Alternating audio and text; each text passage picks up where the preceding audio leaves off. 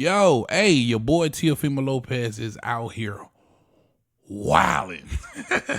Shots fired. Shots fired, nigga. Teofimo done fell out and bumped this damn head, man, but I like it. Your boy is straight taking shots at turns, but Crawford going as far as criticizing the resume and calling him out. What? We gotta talk about it. What up, YouTube? Big Teo Heavy Belt Boxing TV. Man, if you don't get your big goofy ass in here and hit the bag, hit that like button for your boy, that helps the channel. You know I appreciate that love. Shout out my gang, my bag hitters, my day ones that's been here. You niggas been here. I appreciate that love. All right, man, I got the clip, man. We have to listen to what Teofimo Lopez had to say about Terrence Crawford and see exactly where he stopped giving a damn. Here we go. Let's give it a listen. Look, Errol Spence just announced about his cardiac, his eye and stuff. Why is that Crawford fault? We're handicapped. You know what I'm saying? Look, Errol Spence just announced about his cardiac, his eye and stuff. Jose Benavidez, when he fought him, he had a shot leg. When he and then who's the other fighter that he faced that they try to make it a big thing and he was injured too? Kell Brook with his eye. So every fighter that Crawford has faced throughout the 147 division, whether it looks good on paper, they've been injured. I'm healthy. Fight the best fighter at a healthier weight.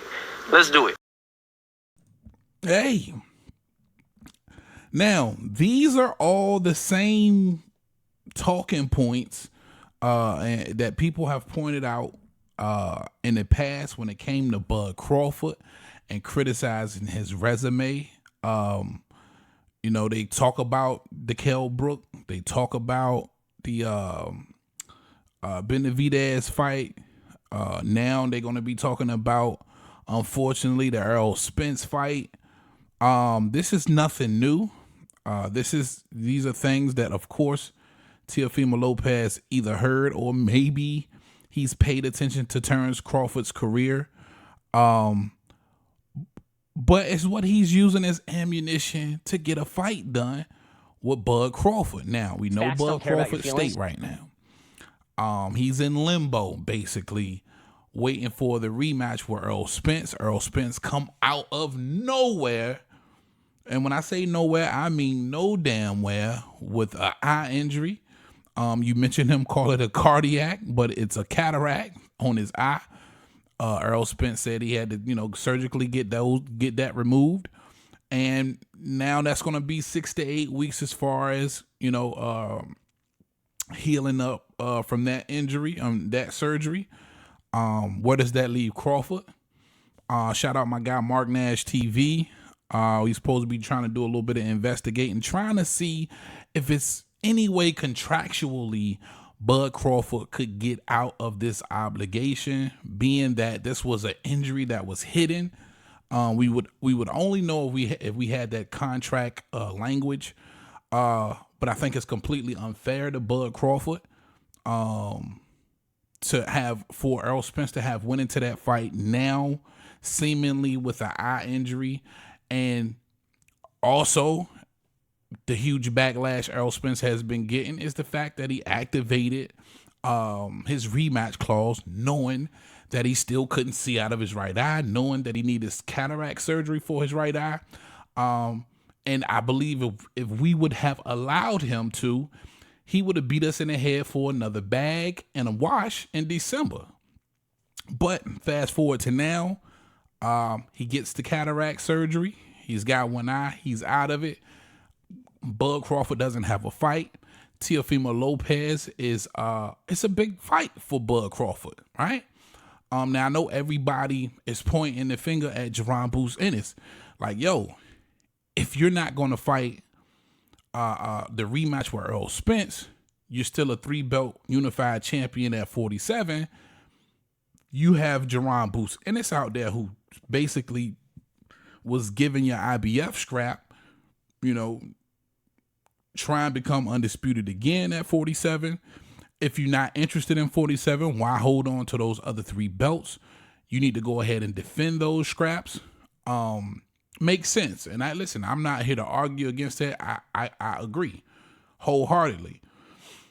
But like Bud Crawford said, he's made it to the point where he can do whatever the hell he wants to do. And what he wants to do is to make the big fights. And what, for my casuals that may be in here, the big fights are the fights that generate the most money for the fighters. That's what they consider the big fights. And make no mistake about it, for Bud Crawford, a name like Teofimo Lopez, who has beaten the likes of a Vasily Lomachenko, who at the time wasn't undisputed, but was the lineal champion.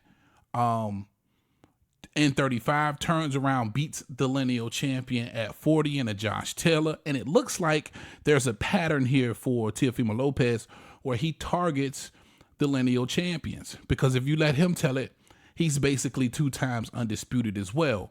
And you can make good arguments that he is.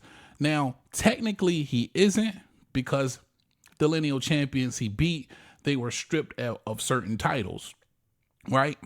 Either they were stripped of certain titles or they didn't hold the correct title at the time. And I think that was the case at 35 with Devin Haney, because he was the real WBC champion. And at Josh Taylor, he had already gotten stripped for one of his titles. I can't remember which one. But he beat both of the lineal champions. And now he's targeting another lineal champion at 47. And it turns Bud Crawford. Now, I know when you think of Bud Crawford versus Teofimo Lopez, you're saying to yourself, like I did, I'm like, yo, Teofimo is crazy. Why? Because I think most of us believe that Bud Crawford is more than likely the best fighter in the world. And you don't just go kind of poking that bear. You know what I'm saying?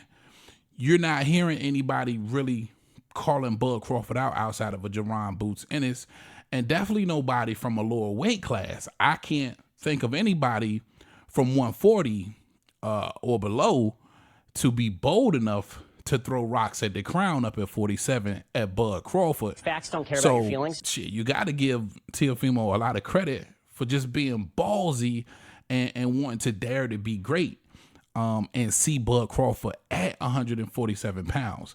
And how do you do that? What he just did.